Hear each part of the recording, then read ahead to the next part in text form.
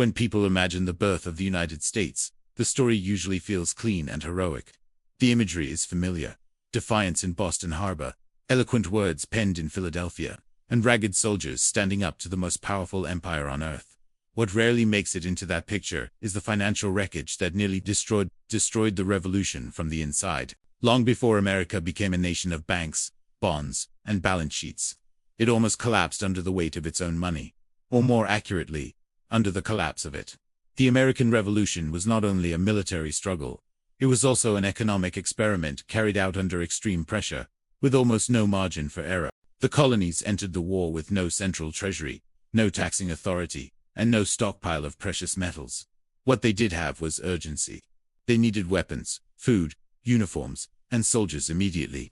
With British ships sealing off trade routes and gold vanishing from circulation, the leaders of the rebellion turned to the only tool left to them: the printing press. The paper currency they created was called the Continental dollar.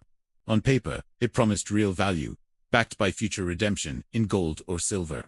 In reality, there was nothing behind it except hope. The Congress issuing this money was not a sovereign government yet. It could not force states to pay taxes.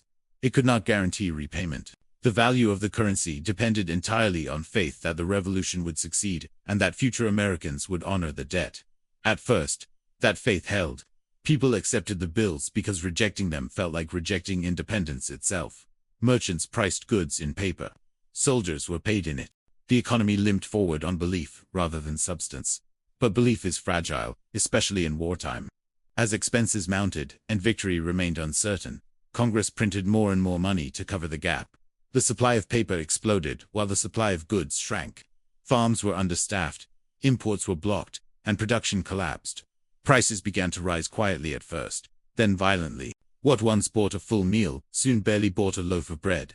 By the time the war reached its midpoint, inflation was no longer a problem on paper. It was visible in empty markets, unpaid soldiers, and growing resentment. Congress responded not by slowing the presses, but by accelerating them. Each new wave of currency made the previous wave weaker. As confidence eroded, Americans began to treat money differently depending on its form. Gold and silver commanded respect. Paper demanded suspicion. Two prices emerged for everything: one for hard money and one for promises. Attempts to outlaw this behavior only made matters worse. Governments passed laws forcing citizens to accept paper at face value, turning economic skepticism into a criminal act. Price controls followed, and with them came shortages.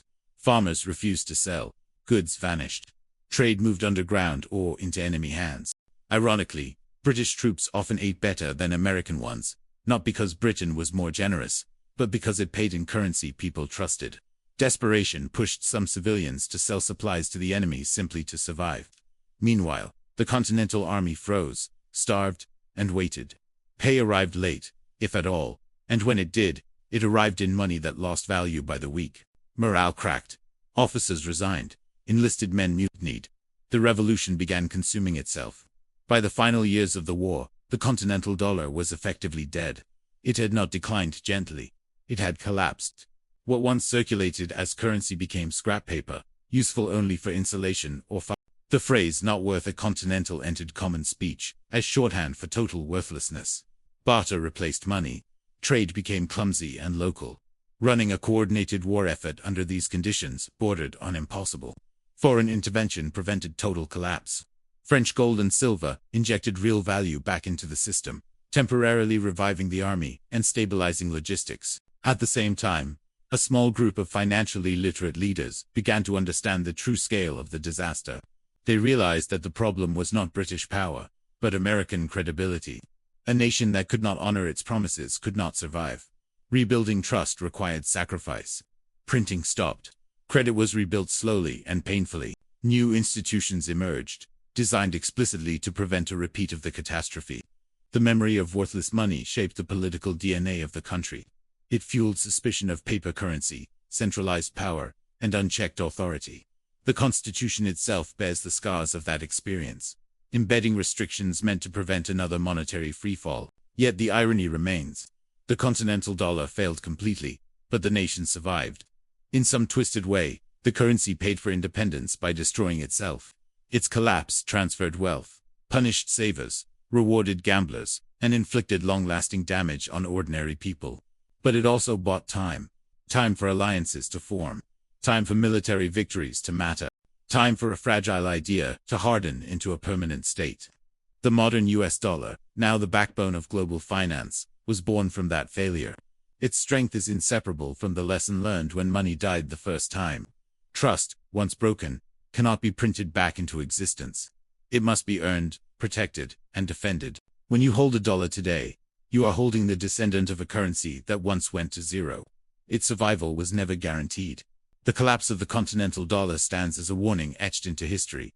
Empires can fall quietly, not with cannon fire, but with ink, paper, and misplaced faith.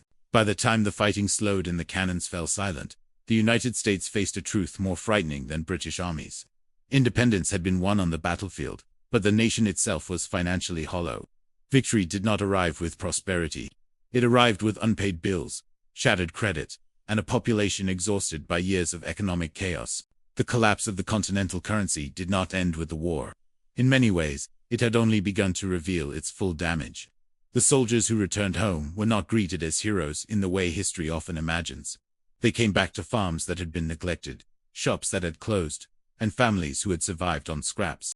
Many carried government certificates promising future payment for years of service. On paper, these certificates represented wages, interest, and honor. In reality, they represented uncertainty.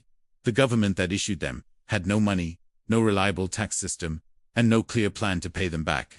For veterans, hunger does not wait for fiscal reform. Desperation forced many to sell their certificates immediately for whatever cash they could get. Wealthy merchants and financiers understood something the soldiers could not afford to wait for. They knew that if a real government ever emerged, those scraps of paper might be redeemed. They bought the certificates for a fraction of their face value, consolidating the national debt into fewer and fewer hands. This quiet transfer of wealth planted the seeds of future conflict. The war had been fought by farmers, laborers, and tradesmen. The financial rewards of independence, however, began pooling among speculators who had never slept in the snow or marched barefoot across frozen ground. Resentment spread, not against Britain, but against fellow Americans. The new nation, governed under the Articles of Confederation, proved incapable of fixing the problem. Congress could negotiate treaties, but it could not compel states to fund the government. Requests for money were ignored or delayed. Foreign creditors grew impatient. Domestic confidence evaporated. Each state responded differently, and almost all responses made things worse. Some states returned to the same temptation that had already failed. They printed their own paper money, hoping to stimulate trade and relieve debtors. Instead, they recreated the inflation that had just destroyed the continental dollar. Creditors fled. Commerce stalled. Trust vanished again, this time at the local level. Other states went in the opposite direction. They demanded hard money taxes from populations that had no hard money left. Farmers were told to pay debts in gold they did not possess. Courts seized land. Prisons filled with debtors. Anger hardened into rebellion. When armed farmers shut down courthouses and marched on government arsenals, the message was unmistakable. The revolution had not resolved the economic crisis. It had merely changed who was in charge of it. The leaders of the new republic watched nervously as the social order they had fought to create began to fracture. This period exposed a brutal reality. A nation cannot function without a shared belief in its financial system. Laws lose authority when money loses meaning. Promises become empty when repayment is impossible. The continental dollar had not just failed as currency. It had undermined the legitimacy of government itself. The generation that lived through this collapse did not forget it. They carried the memory like a scar. It shaped their thinking, their arguments, and their fears. When discussions began about replacing the Articles of Confederation with a stronger constitution, money was at the center of the debate. Not wealth, but trust. Not prosperity, but stability. The architects of the new system were determined to prevent another collapse, born of political desperation. They understood that printing money without restraint was not a shortcut to survival, but a slow-motion collapse. The fear of worthless currency haunted every discussion. It influenced clauses, compromises, and limits placed on future leaders. At the same time, the debt itself still existed. Ignoring it would doom the country. Paying it incorrectly could divide it. The question was no longer how to win independence, but how to make independence functional. How could a nation born in bankruptcy convince the world it deserved credit? The answer would not come easily, and it would not be painless.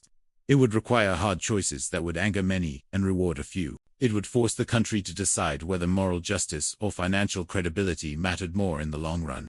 The ghost of the Continental dollar hovered over every proposal, reminding leaders what failure looked like. By the end of this period, one thing was clear. The United States could not return to the past. Barter, local paper money, and improvised finance were not solutions.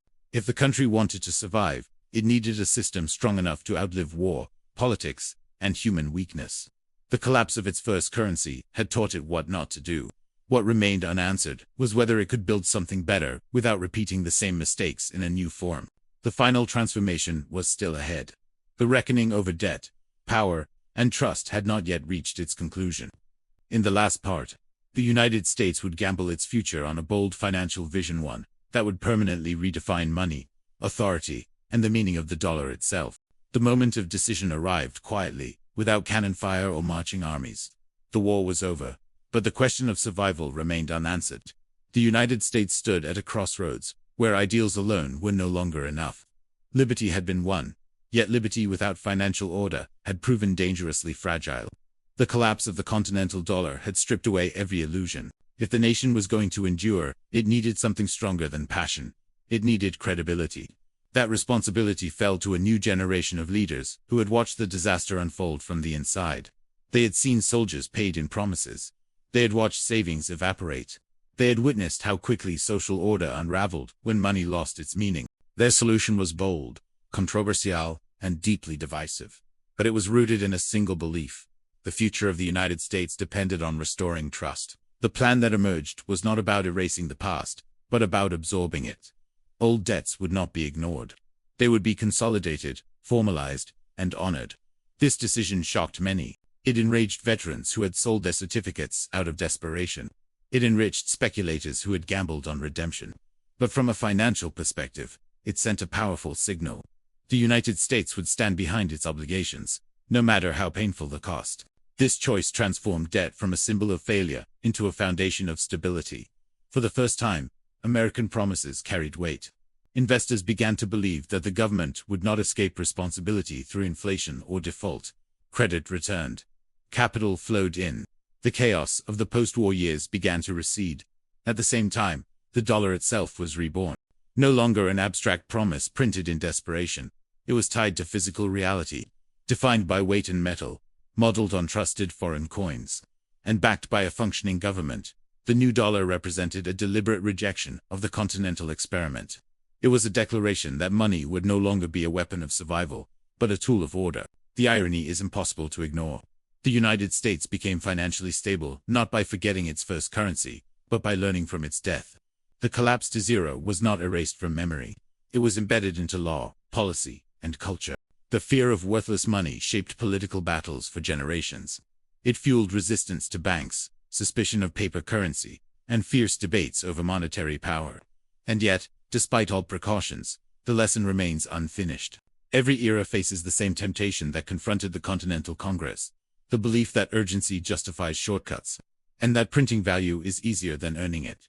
The Continental dollar stands as proof that this temptation always carries a price, and that the bill is eventually paid by those least able to afford it. When people look at the modern US dollar, they see strength, dominance, and global trust. What they rarely see is how close its ancestor came to total failure. How the first American currency did not merely decline, but collapsed completely. How the nation survived, not because its money was strong, but because its people endured when the money did not.